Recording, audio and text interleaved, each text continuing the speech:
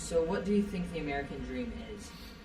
I think the American dream is the ability to live in freedom, uh, away from religious persecution. You have a fair number of rights as a citizen, which is, so at least in theory, divided amongst males and females equally. I think also the American dream is the right to your own area, your own piece of property, your own mode of transportation, your own just place to exist and place to build and place to grow and raise a family. That's my vision of an American dream. This sense of this is my area and this is a place that I can develop and be free and have an opinion and speak my mind and go to the church that I want to go to, and I think that's a large part of the American dream. Do you think the American dream is different for people that are immigrants? Yeah, I think it's quite different.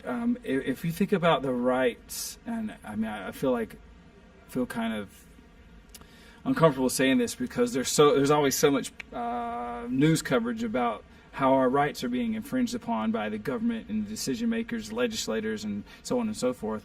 But compared to some countries, I overheard a story the other day where in this country, and I forget what it was, but it was a fairly remote country, it's still legal for a man to kill his wife if he suspects adultery. Did I say illegal? I meant legal. It's legal for, let's say this guy has proof and suspects his wife of adultery, then he could kill her. And that's still legal in some countries. And so you think about what that's like, and to come here and to have rights and the ability to go to the cops and to, well, for the most part, live in a safe environment. Not a place where hostility is rampant and at least in public view. Granted, you have some random acts of violence, but it's not like you're going to walk outside and hear AKs or missiles flying over your head or something. So I think for immigrants, it's a sense of safety and a sense of, we have this belief that hard work will pay off and that hard work will result in you being financially secure and you purchasing a home and you having a stake in what happens by way of community involvement or by way of voting. You have a stake, diplomacy. Our democracy is what I meant, not diplomacy. But at any rate, so I think it's quite different for immigrants. What was your dream when you were growing up? I think it's changed a lot over the years, and I even think at one time it was to be a performer. I know it was to sing, and just to sing. To live by very meager means, but to be able to perform. And then I wanted a family, and I like stability, and I like the sense of a consistent community. So I kind of started conducting and teaching. But my dream was to own a home and have somewhat of a yard. That was part of my dream. To have a good job, to work somewhere where I felt like there was a lot of good work to do and a lot of good potential. To be able to take a simple vacation once in a while. To be able to go study where I wanted to study, and I have done that. I've gone to Michigan and New York or whatnot, just to go to where the best of the best are, the best conductors, the best teachers, the best singers, to go and sit in on their classes and have conversations with them and ask them questions and to see how the absolute best in our business, how are they working? What do they sound like? What do they look like? How do they communicate? What are they communicating? So in a large part, it was just to well, like I said, something about ownership, a yard and a car. I always wanted a truck, and I now have that truck. But also to really pursue my interests in avocation and profession, which was just to grow as a musician. So that was kind of, it doesn't sound very grand, but that was my American dream. What steps did you take to achieve your dream? Like short-term, long-term goals? What types did you set? Okay. One of the first was getting into a good school, a good music school. I wasn't a very good student in high school, just as I don't know. I loved high school, but I just didn't work hard in my classes. And then when I decided I wanted to major in music, I realized that college was a part of that, and getting into a good college program required good grades in high school. So first it was setting my sights on a good school of music for my undergraduate degree, and I did that at Appalachian State, which has a fantastic music program. It was a very nurturing environment. It was a very demanding environment, and a versatile and diverse environment where I would sing as a performer. I sang with good choirs. I sang in operas. I had the opportunity to teach. I performed at a local church pretty often. Even recorded a CD there. So there were a lot of different components to that undergraduate degree. But undergrad was first. That was a step to realizing my dream. And then I worked in the public schools for a couple years, and going back and getting a second degree, a master's degree, was also a large component of that. Experience is worth its weight in the experience and what you learn in classes. You know, teaching for a year, you learn so much more than just taking a course online or even a course at a school. You learn through experience. Other things that helped me achieve my dream were discipline as far as financial discipline, but also taking some small risks. Like I went to Italy a couple summers ago and sang. I've been to Michigan, to New York, here in North Carolina, New Mexico, Baltimore, and just going around studying and taking classes and learning, and that certainly has helped me reach my dream, because it's made me better at what I do. And the better you are at what you do, the better opportunities come along, the better you get paid, the better you can achieve these dreams. What motivated you to work for your dream? People, Gosh. Things? I mean, I think the biggest motivation, first it was I wanted to be a good musician. I wanted to be good at what I do, so that I think, honestly, Charlie, I think it was so that people would respect me. Because growing up in a small town culture, you were a lot of your respect was based on what you could do. Be that fix a tractor, be that farm, be that cook. I mean, people were respected by what they could do.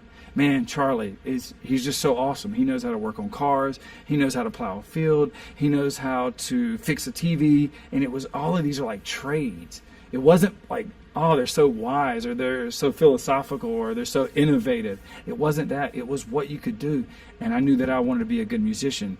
And I think my dream has changed now, because it's based on my students, and it really comes down to, my dream now is to add value to the efforts and lives of others, and that really is what motivates me to come to work, and that's what inspires me to further pursue this dream. It's how can I help add value to others, and once you kind of get a taste for that, and that's something that you want to do, then it's extremely motivating, because it's not about you anymore. It's about those people that you come in contact with, and that would motivate anyone, I think, because you have an obligation to others.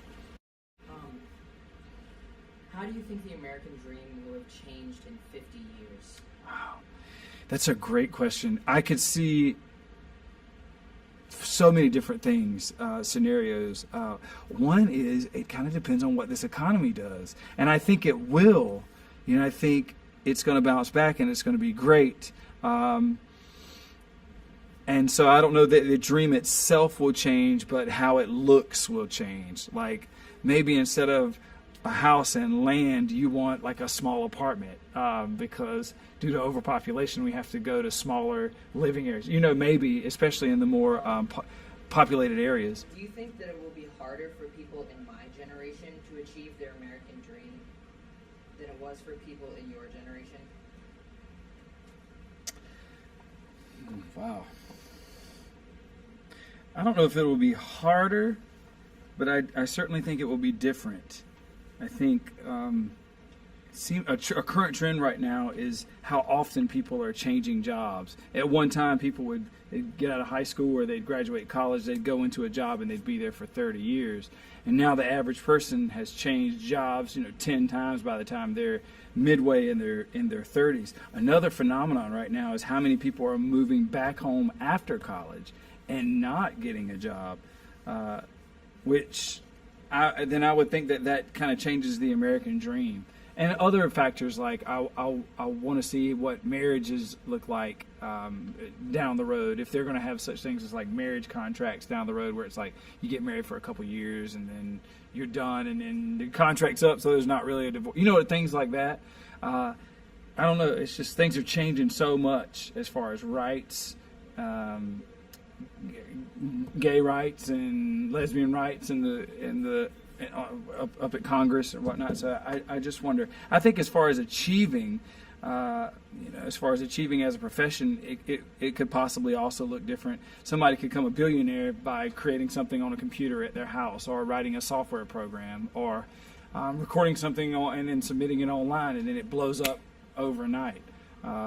If you're at the right place at the right time, then you could almost literally be an overnight, success. So, I don't know. I think the American dream. I don't know if it'll be harder, but I certainly think it will look different than it. Do you think that through hard work, everyone can achieve his or her American dream? Oh, that's a good question. I think as long as you're realistic with yourself, then through hard work you can. Yeah, I think you can achieve the American dream as long as you're realistic.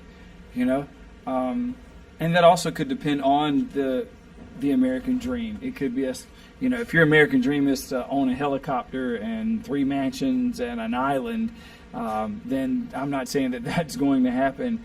But I think if you set logical goals and you do have the work ethic and the discipline, and you've chosen your profession wisely, then yes, you can achieve the American dream. Some people's dreams are achieved because other people have helped them achieve it. Have you been actively helping someone achieve their dreams? It can be anyone in the world. Yeah, I certainly hope so.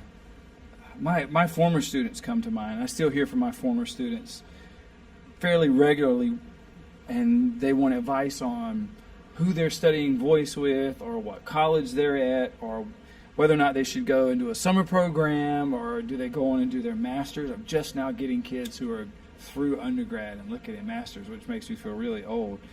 But it most certainly would be my students, and my students that I have here at Millbrook that I currently have, because I feel like as high school students, you're always searching for what your dream may be. Like are you going to sing? Are you going to compose? Are you going to do something in a studio somewhere? Do you know what I'm saying?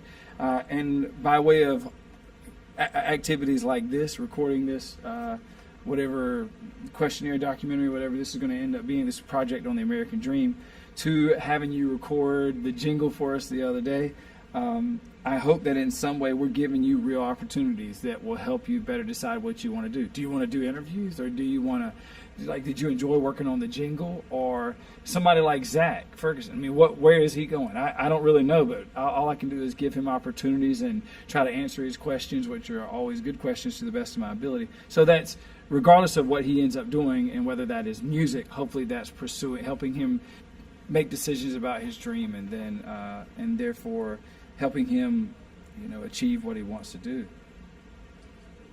Thank you. Yeah, anytime. Sorry. Thank you. Yeah. It's always like McQueen and I were talking.